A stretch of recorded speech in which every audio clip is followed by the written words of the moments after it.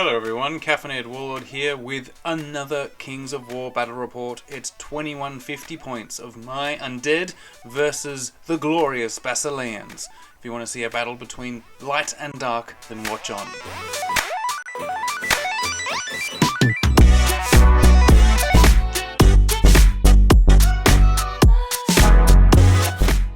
So this is the fourth round of my performance at a tournament, ConVic, which is a 2-day, 6-round tournament held in Victoria, Australia, down in Springvale. It's a pretty good tournament, you know. We don't get many 2-day events, and it's probably the biggest one that we have in Victoria. And 2150 points is a nice, interesting number to work towards, because we're used to all the other 2300, 1995, 2000, but 2150, something a little bit different, quite fun. So this is round 4, and so far I've had 2 wins and 1 loss in that first day, and I came out very pleased with myself. So now I just need to try and at least I'd like to win 1 more so I can go half-half, and I'll be very happy indeed. So that is the goal for today over the next 3 games. Now my opponent is Viv. So Viv ran Basileans last year in ConVic, and I went against him and I was taking my goblins, and you can probably see that list if you look up, I think, the ConVic Day 1 battle report from 2022. Now, his Basileans were defeated in that, so my goblins won, and yeah, his list is now much better because that list had a lot of reliance on Fireball, whereas this one has now still got the shooting aspect, but has now got a bit of a chunkier core and a bit faster. It's a bit more balanced, I'd say, because the other one was really trying to lean into some shooting, when Fireball really isn't the best shooting to lean into anyway, personally. So, and it's a bit more painted as well. He's working on it, so it's looking good. It is looking good. So before we get into his list, let's get into mine rather quickly. So what am I taking today? Well, not today. It was a long time ago, but what was I taking? It was the Undead, also known as the Fundead. And it starts off with 3 regiments of zombies, 1 regiment of skeleton spearmen, 1 troop of wraiths, 2 regiments of Soul Reaver infantry, 1 which has the staying stone.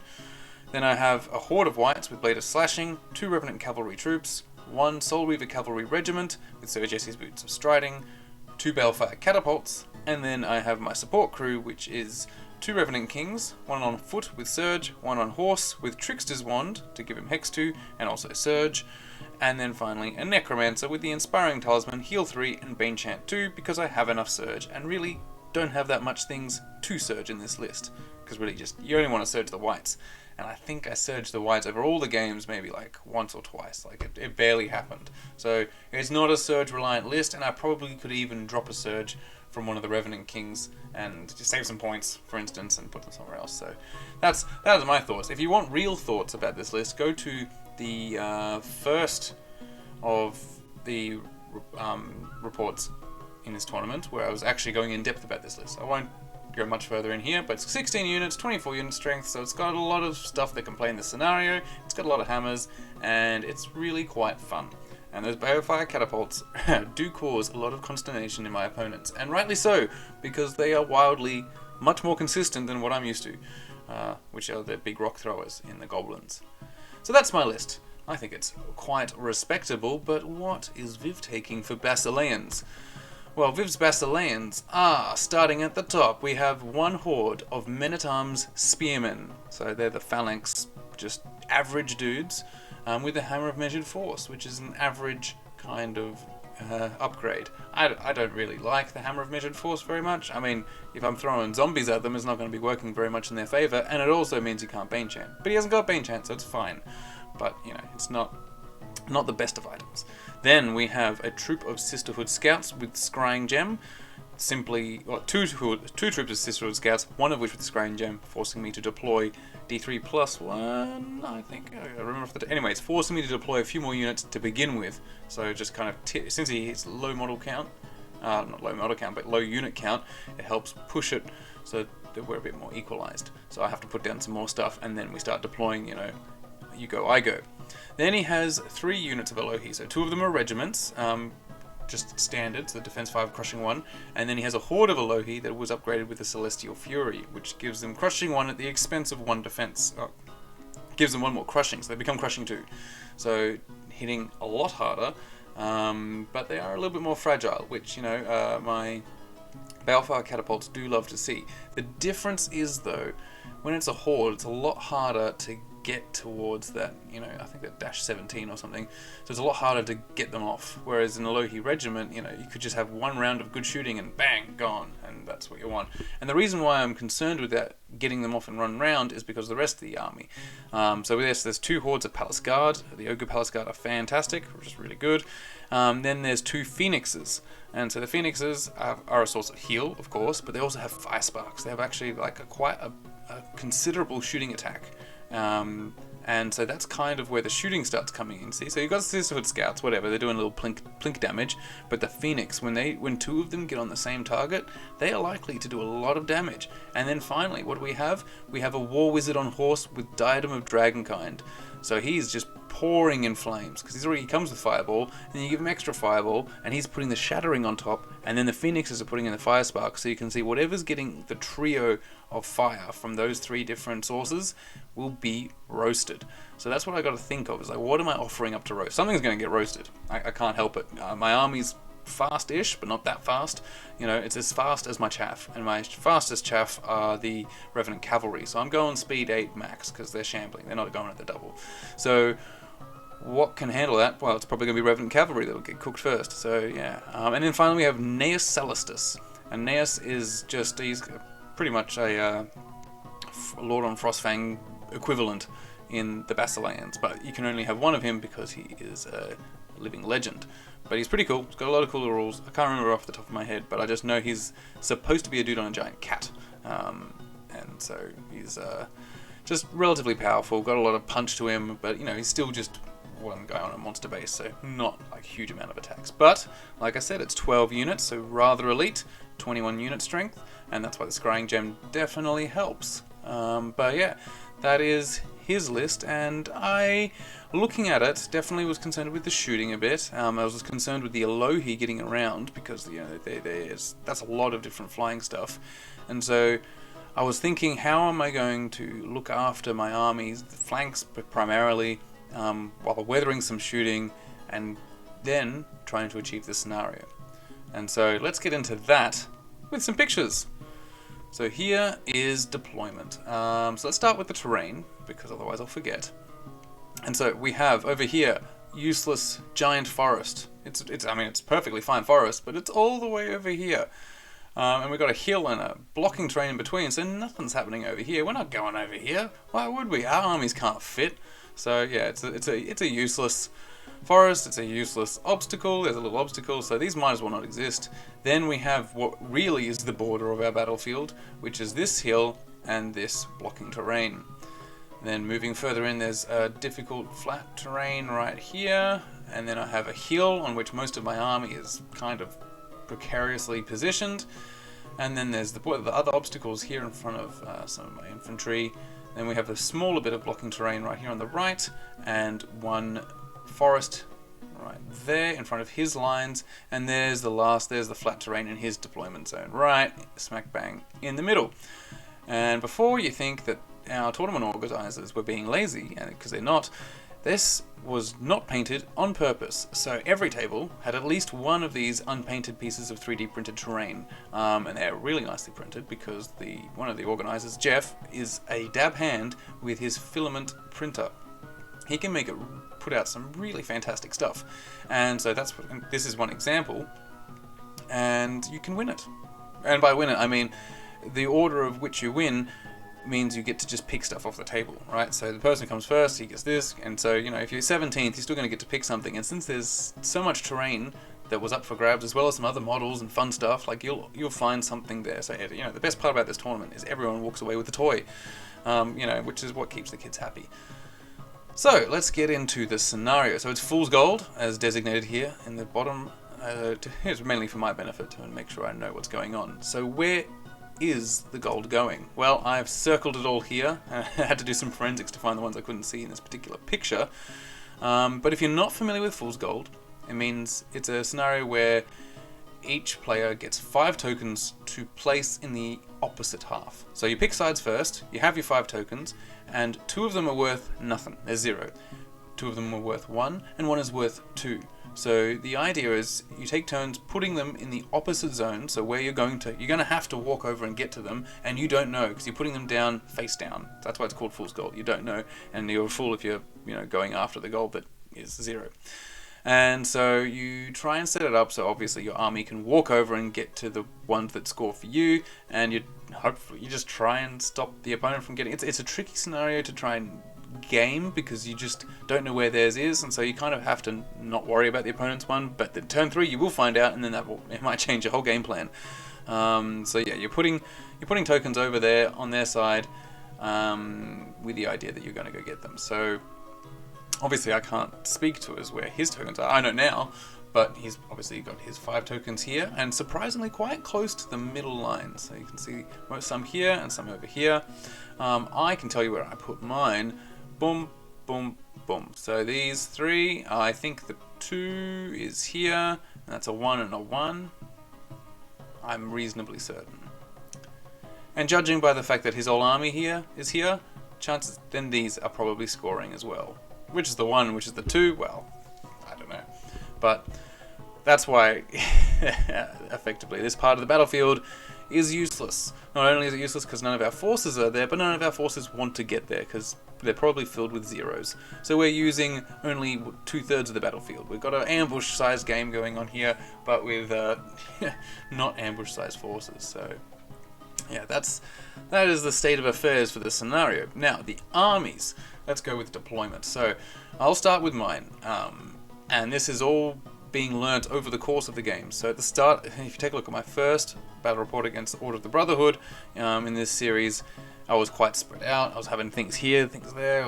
It was really actually quite terrible because my army does much better when everything's nice and close to each other, and we can all protect each other. And yeah, so that's what I'm doing now. This is my kind of now default deployment. It's you do what you do to survive. So I have here on the left flank of my army, but it's really all just on the right side. So protecting my left flank, I have zombies. 2 regiments of zombies just to get in the way. Then I have my Revenant Cavalry acting as chaff for the whites because something needs to be in front of them so they don't get fire sparked. And right there is my Revenant King on foot. Then I have 2 Balefire catapults, and then I wanted them there because I won the roll off to move a piece of terrain 6 inches in any direction, and so I moved this hill into the deployment zone, and hence voila, my Balefire catapults are on a hill, which is a great place to be, so I don't have to move them the whole game. They're going to get to shoot pretty much whatever they want except for what's behind that forest. So there's limited real estate space there, and I didn't really want to put anything too much there. So yeah, the Soul Reaver cavalry are behind with the idea they'll just go march right forward, or as far as they can, without getting into something too stupid. And there's my Revenant King on horse right there. He's got a flag, which is pretty cool. And then we have Revenant Cavalry acting as chaff for the Soul Reaver infantry. And then we have another Soul Reaver infantry here with the gallows, and there's always the one with Staying Stone.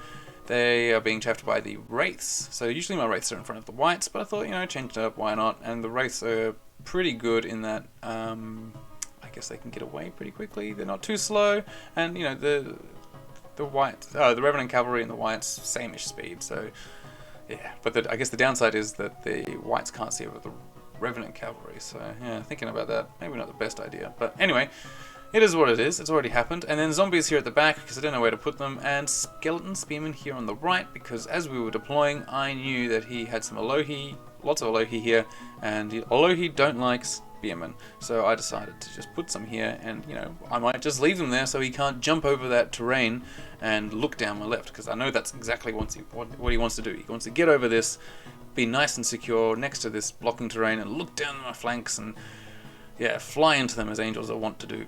So that's what I didn't want to happen. So let's take a look at his deployment. Well, we'll start at the right with those very Alohi I was mentioning. So there's these are a whole bunch of different 3D prints, very nice looking. So we have one Alohi regiment, the Alohi Horde, we have Ogre Palace Guard Horde, somewhere in there. There's the Wizard.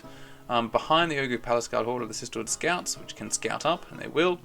Then we have another Ogre Palace Guard Horde. Oh, that's one Phoenix there. So they're these winged angel things. So it's all very angelic. It's very cool.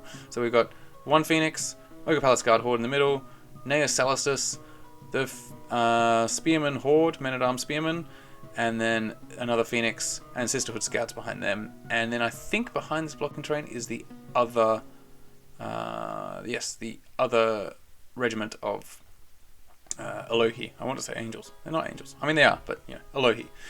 So yeah, he's got both flanks with the regiments of 𝐅𝐔𝐑𝐘, and he's hoping to jump over both pieces of blocking terrain and pincer me with, well, it's not too nasty because there's only 9 attacks at crushing 1, but still it's something I have to be worried about. And then the rest, we've got the 2 fire emitters. The Phoenix is actually quite far apart, so it's unlikely that they'll be able to shoot much together. I guess some Revenant Cav or zombies, but yeah, this whole army is not really available to them. And there's the wizard, and you know what I'm going to be hexing? That wizard, because if you cast hex on someone that's got fireball like 15, they don't want to cast. No, like not even a risk, because he will delete himself. Like, he won't have to take a nerve test, but then all I have to do is just cough, and the whole guy will fall over. So yeah, it was something we laughed about when I was casting. This is a spell, because we don't get hex much in our meta. So when I was casting hex, some people just looking at it like, what the hell? That's a great spell. I mean, it is a great spell. It is. I mean, but the problem is you have to get it in there, and then when you go against a person who doesn't have a caster, you're just like, oh, it was a waste. Because that did happen. It happened against the Ratkin, and it will happen again in this tournament.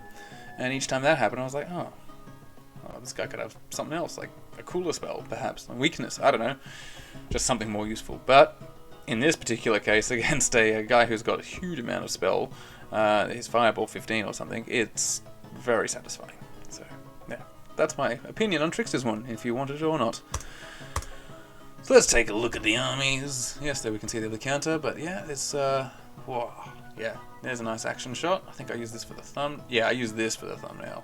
Jeez, cropping around this to make it all Photoshoppy, not fun. Oh yeah, well, yeah, Revenant Cavalry. Yep, there's the guy. He's got the banner hand painted, but you can't quite see it. Soul Reavers. I was painting these non-stop.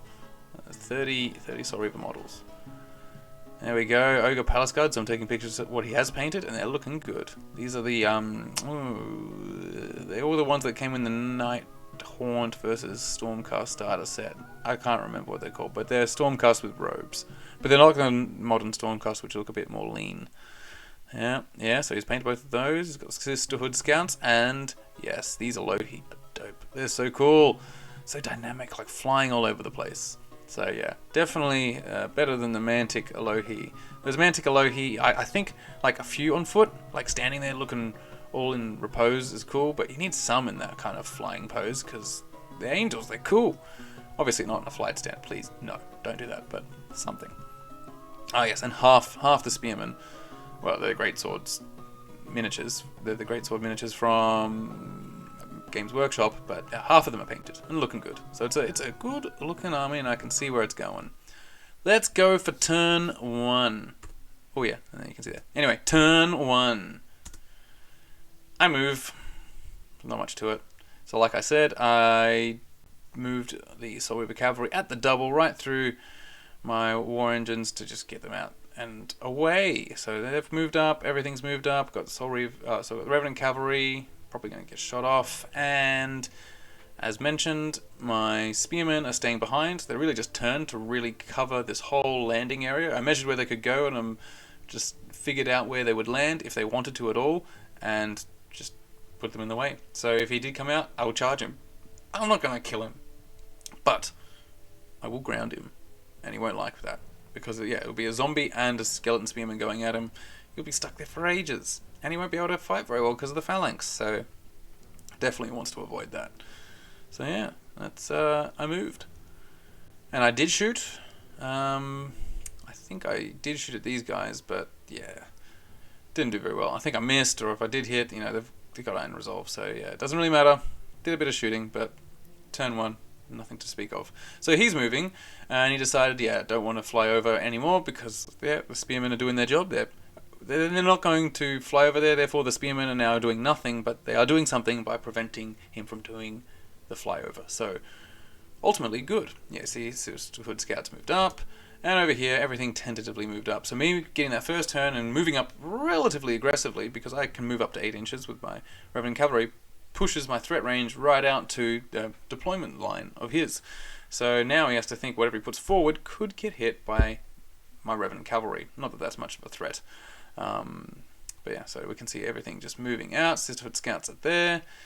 Yeah, so not much to report on. And yeah, these Alohi, they're doing the successful flanking maneuver because I've got nothing to look at them. And I don't really mind because for now they'll just go into zombies.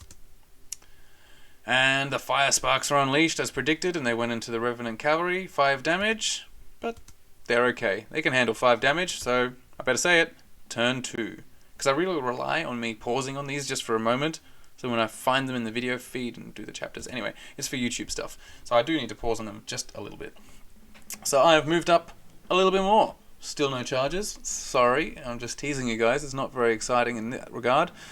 Now, since there's still the possibility that these guys could jump over, but not very easily now with this angle they've got, I've kept the spearmen there. And I mean, what else the spearmen, to get them back into the battle, they've got to navigate all this kind of stuff. So really the spearmen, I'm happy to just leave them behind. And who knows, some of these tokens I think will definitely be worth something, and the spearmen holding a token is a pretty good unit to be holding a token, because it's hard to get them off. They're higher defense, they're good to sit there, and they have phalanx, so I think that's perfectly reasonable use of them for the entire game. But yeah, just moved up. Did I shoot? I did. So I've done 3 damage to the Sisterhood Scouts with my Balefire catapults, and I've wavered them. Hooray. I just identified them as a relatively easy target to just kind of do something to. Whether it's really helpful, I don't know. But yeah, wavered. Unfortunately, not really in the way of anything, but yeah, they're wavered. And in his turn, well, everything's moved in closer, and I think what's happening here is he's positioning his Alohi, trying to figure out how they go in here. So these Alohi will charge the zombies, and we'll figure out how that works. These Alohi have charged the Wraiths, so both the Alohi regiments are in. Now the Alohi regiment going into the Wraiths, I don't think they're going anywhere, poor guys. Because yeah, the Wraiths being defense 6, it's just going to bounce right off, because they've only got the 9 attacks.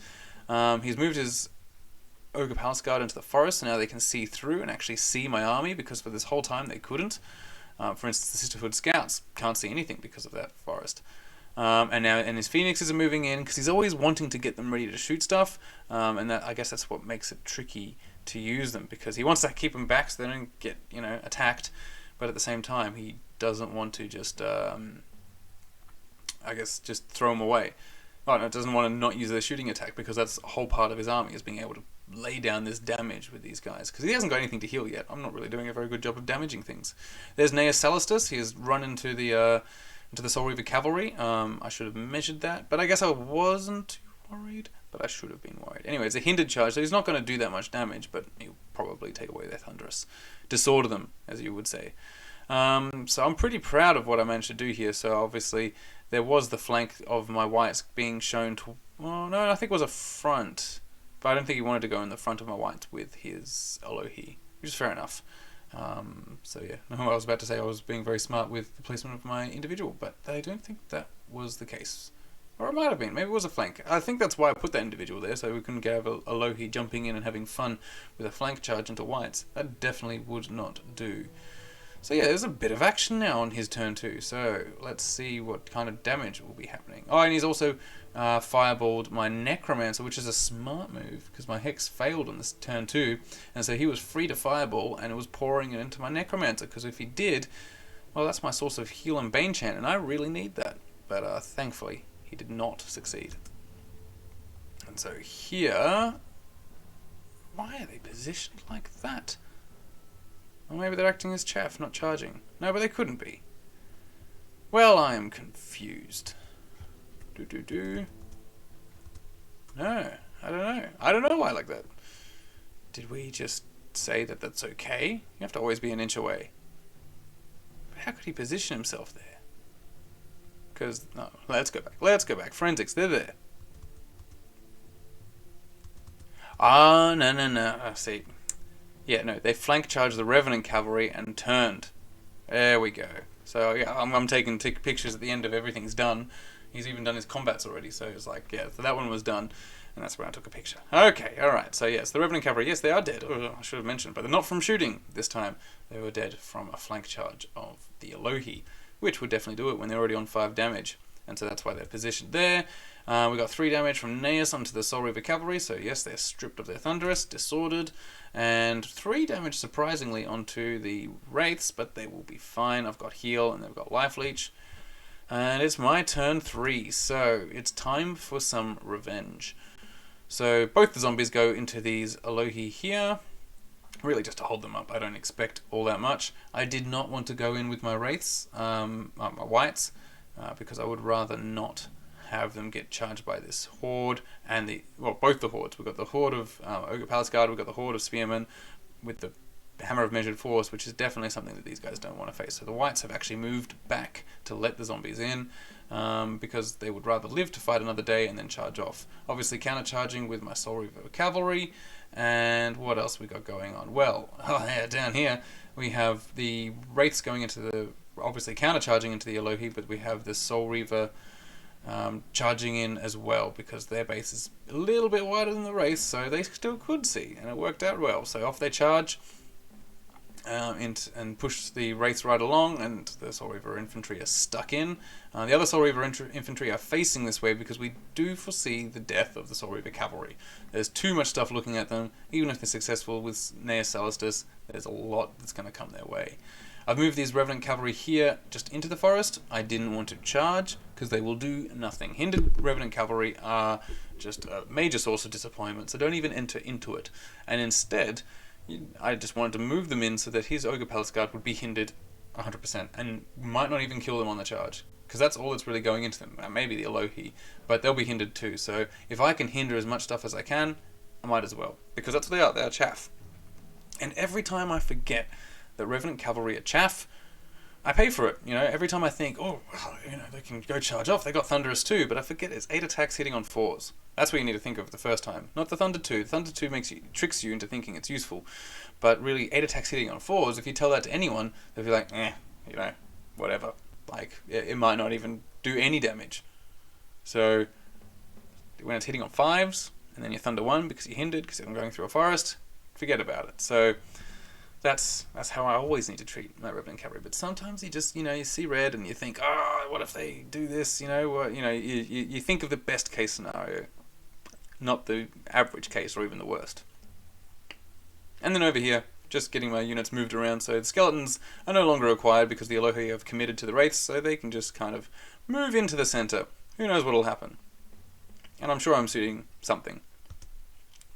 1 damage, so we did manage to ground the Alohi. Good, zombies. 5 damage, not bad, but here's 1 stout Naeus Celestus.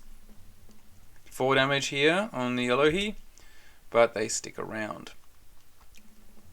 So, yeah, 4 damage, pretty disappointing, but I think they are smidge hindered because the Soul Reavers went in there. But anyway, it's his turn, so you can see what's happening. So, from left to right, the Alohi are going into one of the zombies here, the Alohi regiment.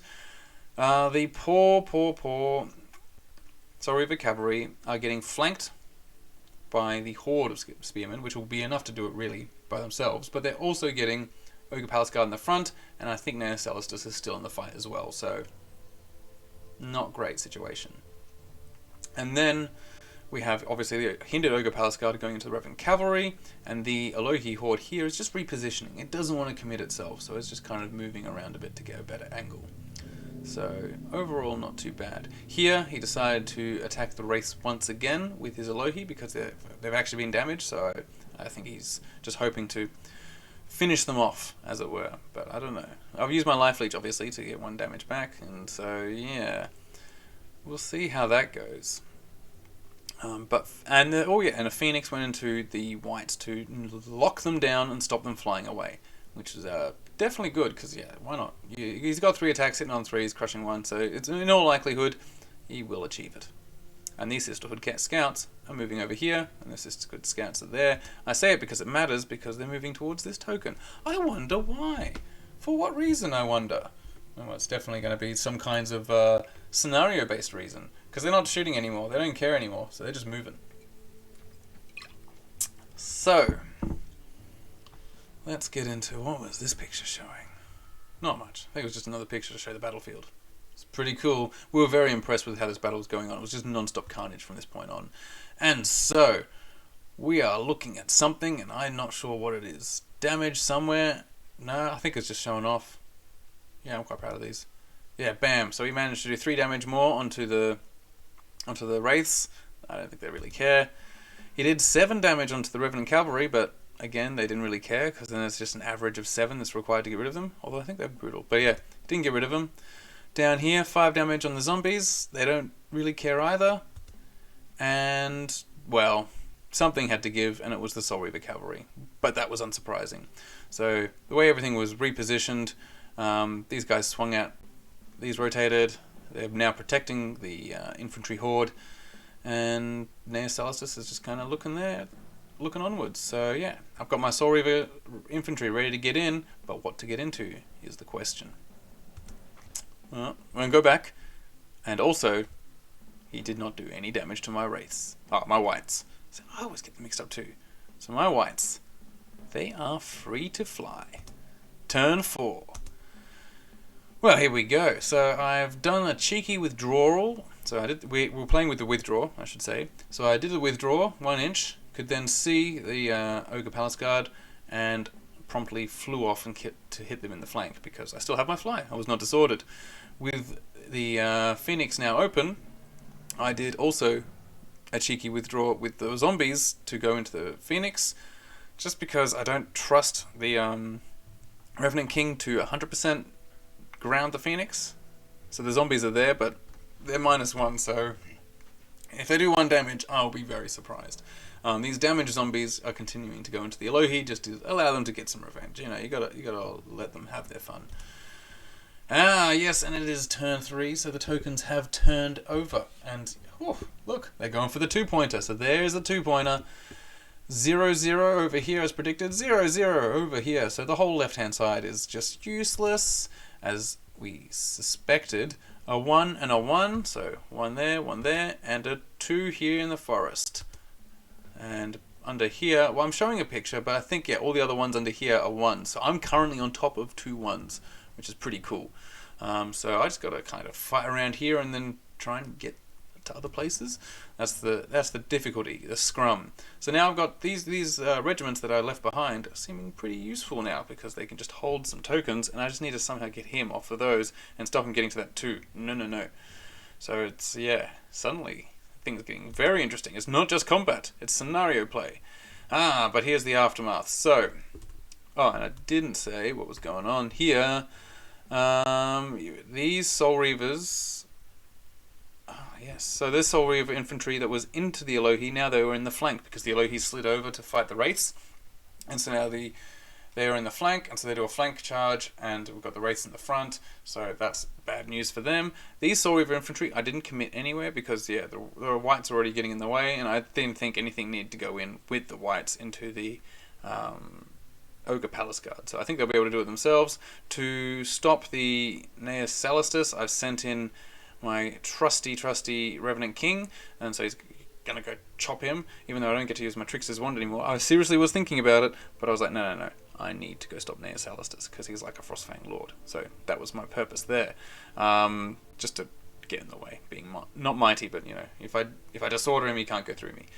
And the Revenant Cavalry here. I don't even think I attacked back. I think I said disengage, shuffle back a bit, just so that he's going to have another hindered charge, because that's what smart people do, and I don't do that all the time, but I tried to this time. So the aftermath is, I obviously destroyed those Ogre Palace Guard, so my happy whites are right here, with their front facing the horde of spearmen, which is how they want to exist. Over here, I've done, I believe this is showing a bit more damage with my shooting onto the Sisterhood Scouts, because I want to get rid of them, because I know what they're trying to do. But, I'll go back, and I did here kill these Elohi, obviously with a flank from Soul Reavers, that's bound to happen. And so what I've done is I've turned these Soul Reaver infantry to face the front. There's no way 𝐼𝐸 Celestis can get in there, there's not enough room, so they don't have to worry about a rear or flank from 𝐼𝐸 Celestis, so they're just facing the front. And we've just, and the wraiths are free, and they're still on 4 damage, so they're pretty happy. But they are about to receive a Elohi horde in the front, and I don't think they can be so happy about that. Yes, so his turn. He has turned his Phoenix, which actually suffered 5 damage there. Yeah, so the zombies didn't do too bad. So we definitely grounded that Phoenix, and so the Phoenix has to turn to face the zombies because he doesn't want to be flanked by zombies and take even more damage. Especially they'll be hitting on 5s. Watch out. But these zombies, unfortunately, did not survive another round with the Alohi Regiment. So the Alohi Regiment has come out on top, destroying those zombies, and are now facing inwards to try and help clean up the mess. The Whites have received a charge from the Spearman Horde with the Hammer of Measured Force, so that's definitely going to do about 6 to 7 damage. That's the averages. And then 6 to 7? Let's see, 25? No, 6 damage. It's pretty much like 6. Maybe 7, but yeah, 6 to 7 damage. Salistus goes back into the Revenant King, who did disorder him, and there's no room for him to get around. And then the Revenant Cavalry are charged once again by the Ogre Palace Guard, with the hope that they'll actually break them this time. And as predicted, the Alohi went into the Wraiths. So yeah, and I think the 5 damage here on the Soul Reaver infantry is from fireballs. So the fireballs are pouring into my Soul Reaver infantry, and yeah, I'll need that heal pretty soon. So just showing that off, I suppose. Why not? So fireball. Yes, the Revenant Cavalry dead, removed by the Ogre Palace Guard. They couldn't take another battering of that, even if they are hindered. So that's to be expected. The Revenant King did take quite a bit of damage, 4 damage, but still there. Revenant Kings are great, dash 14, solid, very solid. 9 damage done on the Whites, but they're okay. They can, I mean, at that point they're getting pretty close to being dead, but they can handle it as long as there's no Brutal or Dread or something's tipping them over. And yeah, we're just showing that the Sisterhood Scouts definitely on top of that objective, so I need to deal with that. And what else are we showing here? Any other changes? I don't believe so. I think so far we're surviving. So it's turn 5. It's time to hit back and hopefully get out to those objectives. And so, hitting back, I have the flank that was here presented, and he was worrying more about the zombies. Well, guess what? It's the spearmen that you should worry about. So they've come in with a flank attack, charging right in. I believe what I actually did, because we see how far away they were. Was I in a rear? Oh, I'm not sure if I needed to surge. Oh, I don't think I did. I think I just charged straight in. I think it was a flank. So yeah, they've charged in. The zombies are in the front. Spearmen in the flank. Maybe they'll bring it down, but you can't be certain. The Whites are into the counter-charging into the spearmen, but we've also, and they don't really like that because the phalanx. But I've also sent in the Soul Reaver infantry, which will definitely help tip that in my favor. Then we have the Soul Reaver infantry that are going into the War Wizard, who is sitting right next to the Alohi, with the idea that they'll kill the War Wizard, overrun, and flank into the Alohi, which are currently occupied with the Wraiths. So that's the plan there. And that means I have to ignore these Ogre Palace Guard and really hope this all works out, because otherwise Ogre Palace Guard get to have the honour of deleting a Soul Reaver infantry regiment, which will definitely make their points back, because right now they've only gotten into Revenant Cavalry, and I don't think that's impressed them all that much.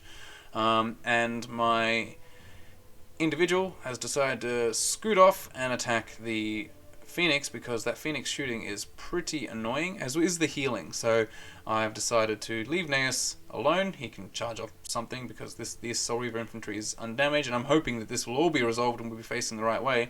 So I need to go ground a Phoenix and stop it casting, so that's what he's gone and done. He is hindered though, so it's not not nearly likely as much as I'd like it to be. And these zombies are just kind of here to hold an objective. So yeah, it's all happening right here. And so, bam, I had a lot of rolling to do, and the clock was definitely weighing on our minds, so I just took a picture at the end. So you'll have to forgive me, I didn't get to see the blow-by-blow, but the Phoenix is dead, thanks to the zombies and skeletons' combined efforts, so they get to turn and face these Sisterhood Scouts, because what else are they going to do? They're not going to threaten this part of the army. The Men-at-Arms Spearman Horde is dead. Definitely thanks to the Soul Reaver infantry, and a little bit to the Whites, but when they're getting phalanxed, they're not doing a great job. So we're facing the remainder of his army. And then, obviously, the War Wizard died, and I got it was a given overrun. I was pretty much corner touching the Alohi Horde, and went into the flank of the Alohi Horde and destroyed them too. And so they're facing inwards towards the remainder of his army. His ogres, the remainder of his army is near Salistus, and his ogres sitting in a forest, as well as the 2 Sisterhood Scout troops, which still exist. And I did manage to do that 1 damage to the Phoenix, so it is no longer casting. So I am feeling pretty good. This is yeah, everything was, all those different gambles. They weren't big gambles, but all the different things worked out. But holding my army back and keeping it clustered together, I think definitely worked out. You know, because these Soul Reaver infantry could have been what received the charge from those from the Men-at-Arms Spearmen if I charged them into the Ogre Palace Guard before, and they are waverable. So chances are whatever didn't kill the Whites could have wavered the Soul Reaver infantry, and then all kinds of things would have happened. So I'm glad I didn't get greedy. And so it now falls on me to try and, yeah, finish this all up. And it's one turn potentially left, and so I gotta, right now I have 1 and 1, and he has the 2 and the 2. So that's not great. It's not really how I want to be. Turn 6. Oh, that's a 0 up there, so that's useless to me. So turn 6, well, because I think, yeah, his turn, I don't think he charged in. Yeah. No? Oh, no, he did. So, yeah, we're turn 6. Yeah, this is kind of showing an after and after. So here's his guys getting charged, and I think, what do we got going on here? They're going into the Sisterhood Scouts. See, the clock was running super low. In fact, we might have, yeah, I think we just decided not to heed the clock, but I don't think Andrew is very happy with that. But, yeah. In any case, we were trying to finish it up rather quickly, and so Whites are going in to the Phoenix. We've got the Soul Reaver infantry going into the Ogre Palace Guard, Sisterhood Scouts. I needed to get rid of lots of unit strength here to get that 2, or even just to stop him having the 2, let alone get into it, because it's 3 inches away, it's quite hard to get to. And Neas Alistus is going into my Revenant King. There's all kinds of scrum going on. And here, well, I'm just trying to get towards these Sisterhood Scouts to take them off, but it's just not working. And so, yeah, damage is being done back, and yeah, these Soul Reaver infantry are dead. There's just damage all over the place. It's like, yeah, 12 damage. What even happened there? I don't even know, but yeah, things were dying, and it was getting so close. Like, look, there's barely any units here. But what happened on that last turn, and I didn't take a picture of it because we had to pack up so quickly, but in that last turn, and I was like, this is the last roll, because we'd roll for the turn 7. I was like, all I need to do, really, because he's stuck there. He has to hold this area he just has to sit there. Nothing can move away.